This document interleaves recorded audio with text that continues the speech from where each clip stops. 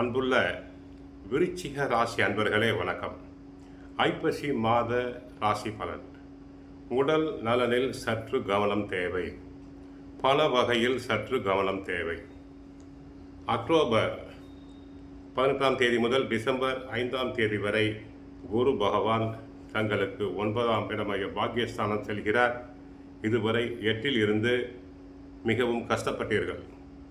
ஆக 50 நாட்களுக்கு குருவினால் நன்மைகள் உண்டாகும். திருமண வயதில் உள்ள ஆணுக்கோ பெண்ணுக்கோ வரன் அமையலாம். கோயில்களுக்கு சென்று வருவீர்கள். உத்தியோகத்தை பொறுத்தவரை உழைப்பு அதிகம். உயர் அதிகாரிகளிடம் கவனமாக பழகுங்கள். அவர்களை எதிர்த்து பேச வேண்டாம். தான் உண்டு தன் வேலையுண்டு, அதை போல இருக்க வேண்டும்.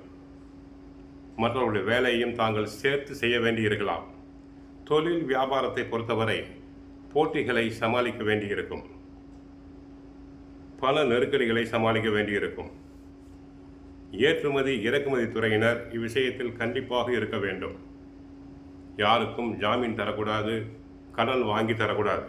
கலைத்துறையை பொறுத்தவரை கலைத்துறை சம்பந்தப்பட்ட கிரகம் சாதகமாக இருப்பதால் பல வரவுகள் ஓரளவு அதிகரிக்கும்.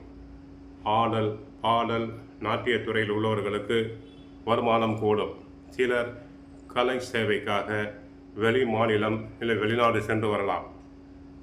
அரசியல் துறையை பொறுத்தவரை கட்சியில் ஆதரவு பெருகும். மக்களிடையே செல்வாக்கு அதிகரிக்கும். உயர்மட்ட தலைவர்கள் தங்கள் மீது அதீத நம்பிக்கை பெறுவர்.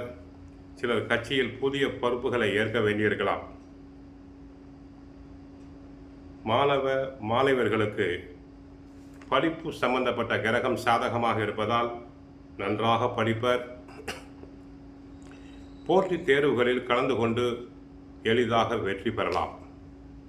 கிரகிப்பு திறன் மேம்படும்.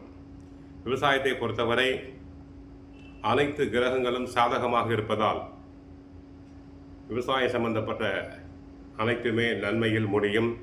விளைச்சல் அதிகரிக்கும். கால்நடைகளின் மூலம் வருமானம் பெருகும். பெண்களுக்கு அனுகூலமான பாதையில் கிரகங்கள் இருப்பதால் மகிழ்ச்சி மன நிறைவு தங்களுக்கு உண்டாகும். ஆகவே பொருளாதாரத்தை ஓரளவு சீர் செய்து கொள்ள வேண்டும். பணத்தை திட்டமிட்டு செலவு செய்யுங்கள். அடிக்கடி அலைச்சல் கூடாது. அடிக்கடி டென்ஷன் ஆகக்கூடாது. வீட்டிற்கு அருகில் உள்ள கோயிலுக்கு சென்று தீபம் ஏற்றுங்கள். தங்கள் கஷ்டங்கள் அனைத்தும் குறையும். பாபா கோயிலுக்கு சென்று வாருங்கள். நன்மைகள் பெறையும். வாழ்க வளமுடன். மங்களம் உண்டாகட்டும்.